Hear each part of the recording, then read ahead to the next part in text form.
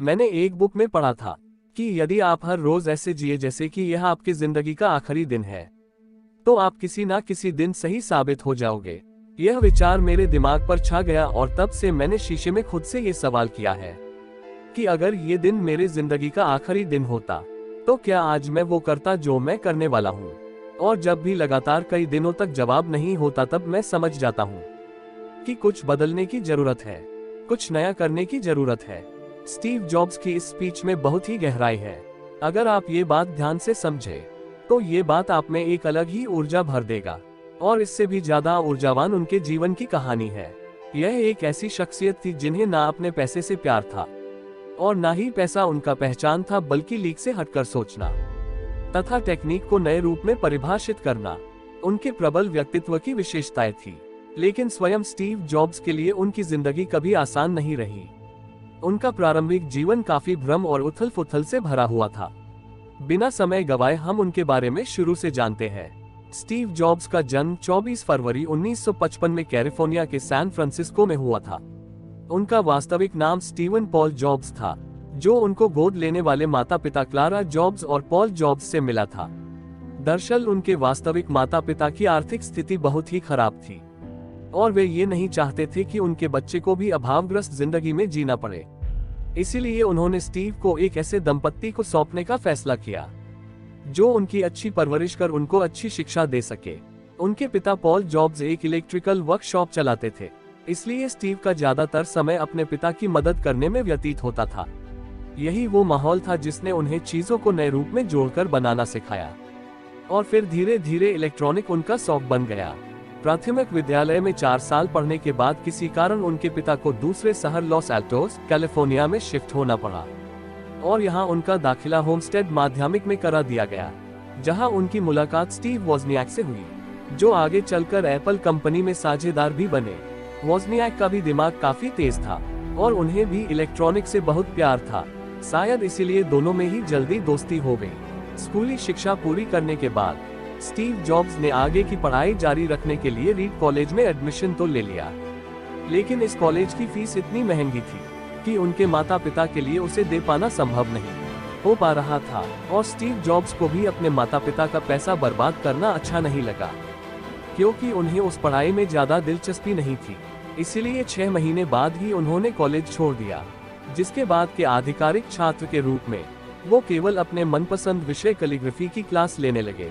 यह एक ऐसा समय था जिससे स्टीव के पास बिल्कुल भी पैसे नहीं होते थे, यहाँ तक कि अपने हॉस्टल के कमरे के किराया भी नहीं दे सकते थे, जिससे वो अपने दोस्त के कमरे में फर्श पर सोते थे और खाना खाने के लिए हर रविवार 7 मील दूर पैदल चलकर मंदिर जाते ताकि हफ्ते में एक बार पेट भर खाना खा सके। उसके बाद 1972 में जॉब्स को उनकी पहली नौकरी एक वीडियो गेम्स बनाने वाले कंपनी अटारी में मिली। वो वहाँ कुछ वर्षों तक काम किया, लेकिन जैसा ही होता है, हर इंसान की जिंदगी का एक आध्यात्मिक पक्ष भी होता है और उसे पाने के लिए हर किसी का तरीका भी अलग। स्टीव के आध्यात्मिक पूर्ति का स्थान भारत था और जिसके लिए उन्होंने पैसे बचने शुरू किए। 1974 में वह भारत अपने दोस्त डैनियल कॉटके के साथ आए, जो बाद में जाकर एप्पल कंपनी के एम्प्लॉय भी बने। भारत में वह 7 महीने रहे और बौद्ध धर्म को पढ़ा और समझा, जिसके बाद वो वापस अमेरिका चले गए और फिर से अटारी कंपनी में काम करने लगे और यहीं पर स्टीव जॉब्स और स्टीव वोज़नियाक फिर अच्छे दोस्त बन गए। दोनों ने मिलकर काम करने को सोचा और जहां दोनों की रुचि इलेक्ट्रॉनिक में थी, तो कंप्यूटर बनाना उनके लिए सही फैसला था और दोनों ने मिलकर अपने पापा के छोटे गैराज से अपने जुनून को हकीकत में बदला। उस वक्त स्टीव की उम्र मात्र 21 साल की थी और इस काम को आगे बढ़ाने के लिए उन्हें एक इंटेल कंपनी के रिटायर इंजीनियर से सहगरोसी प्राप्त हुई और काफी मेहनत के बाद उन्होंने अपना पहला computer San Francisco computer club में पेश किया, जिसे लोगों ने खूब पसंद किया। जिसके बाद 12 दिसंबर 1980 को पहली बार कंपनी का आईपीओ बाजार में उतारा गया, जिससे एप्पल एक सार्वजनिक कंपनी बन गई और एप्पल के इस आईपीओ ने विश्व के किसी भी कंपनी से ज्यादा लगभग 300 व्यक्तियों को रातों ही रात करोड़पति बना दिया।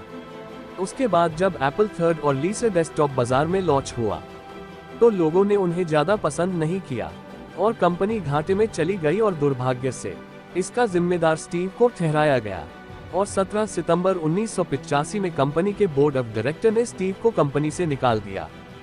जिसके बाद वो टूट चुके थे। असफलता उन्हें खाए जा रही थी, लेकिन उन्होंने हिम्मत नहीं हारी और अपनी नेक्स्ट नाम की कंपनी खोली। और इस कंपनी से उन्होंने इतने पैसे कमाए कि 1986 में $10 मिलियन में एक ग्राफिक कंपनी खरीद ली, जिसका नाम उन्होंने पिक्सर रखा, जिसमें उन्होंने अच्छी सफलता हासिल की। और इधर स्टीव जॉब्स के बिना एप्पल कंपनी घाटे में चल रही थी। तब एप्पल ने $477 बिलियन ने नेक्स्ट कंपनी को खरीद लिया और स्टीव जॉब्स बन गए एप्पल के सीईओ, जिसके बाद उन्होंने एप्पल के अनोखे प्रोडक्ट निकाले, जैसे आईपॉड, आईट्यून्स और 2007 में एप्पल का पहला मोबाइल फोन निकाला, जिसने मोबाइल फोन के बाजार में क्रांति ला दी थी, जो आज भी लोगों के दिलों में छाया हुआ है। 5 अक्टूबर 2011 को मात्र 56 वर्ष की आयु में कैंसर की बीमारी के चलते उनका निधन हो गया और अगले ही दिन कैलिफोर्निया के राज्यपाल द्वारा उस दिन को स्टीव जॉब्स डे के रूप में मानने की घोषणा कर दी गई। थिंक डिफरेंट, ये स्टीव का मूल मंत्र था। इतना छोटा सा शब्द है, लेकिन कितने गहराई तक है। इसी शब्द के भरोसे उन्होंने उद्योग जगत को बदला।